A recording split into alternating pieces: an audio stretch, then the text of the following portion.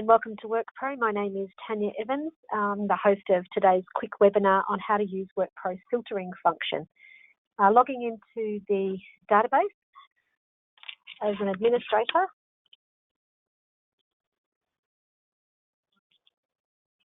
Great site. There we go. So logging into the database, you're logging in as an administrator. Filtering is one of the most powerful options within WorkPro, and it's a way for you to get very quick information at your fingertips and then make a decision about what you need to do, whether it's be verifying or whether it's monitoring certain licenses and tickets, whether it's sending a new request because someone's visa is coming due for renewal or police check or induction.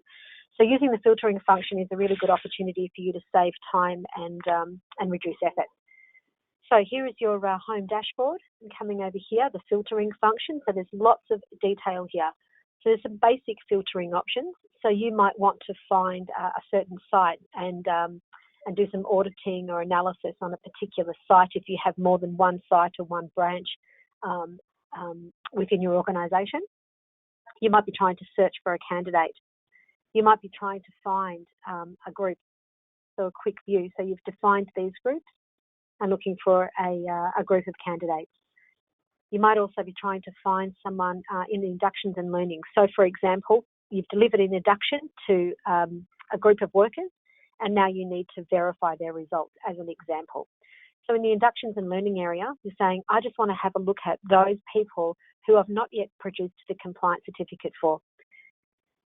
You might also want to find a particular module. But sticking with this, not verified, and then applying the filter. So all at once, you've got a list of candidates who have completed modules for you, and this little icon here shows they're not verified. So using the filtering function to then take action.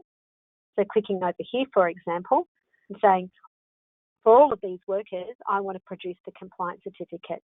So choosing bulk induction verification, there's all of your candidates, selecting all, selecting some, and then quickly clicking verify. So that's one way of using the filtering function. Looking at background checks.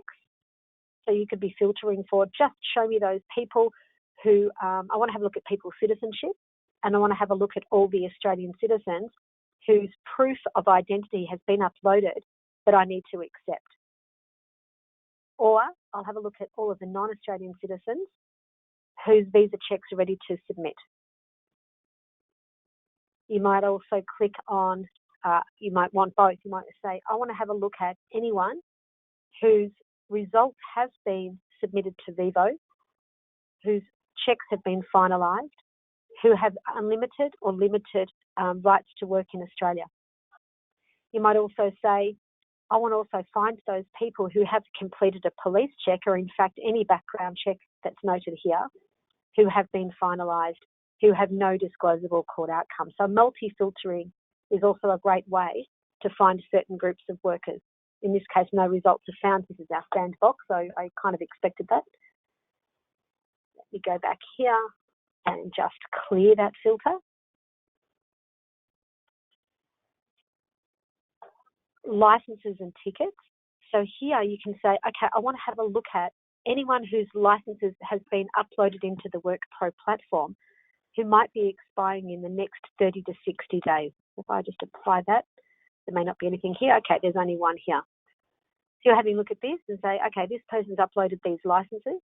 I can see that they're coming due for renewal. Are they important for the role that they're completing for your organisation? And if they are, you can then very quickly send a new request to that person by clicking here. That new request will invite them to upload either a copy of this check that is coming due for renewal, or you might want to add any other licenses or tickets that you also need to collect. That's a good way. It's very important, obviously, if you're going to use WorkPro for compliance purposes, that that's also monitored and people are keeping their compliance up to date.